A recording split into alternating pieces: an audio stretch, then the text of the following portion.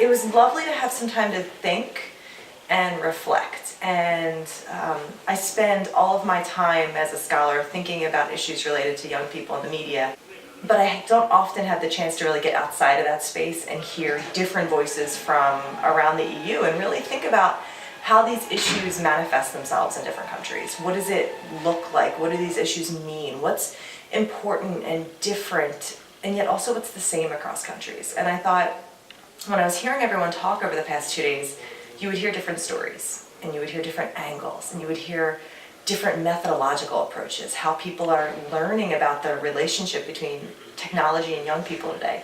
But you also heard a lot of common concerns, common interest, common values, and it really inspired me to think that this is such a bigger question than what's happening in the Netherlands.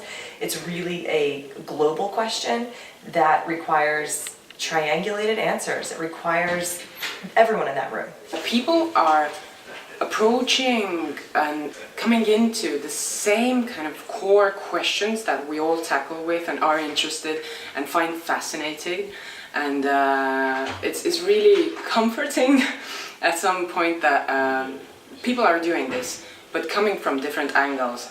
And of course, with projects like this, it's always cool for me to see what could be seen as unique in every context and what is something that connects us all, and what we could kind of move towards, you know, solutions as a like a larger team.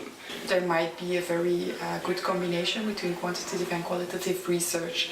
It might be possible to combine both in one project, and I think that would also be really a good strength of a project, that different approaches are combined to create an added value. And I also think that it was very fruitful for potential future research collaborations, and I'm looking forward to that a lot.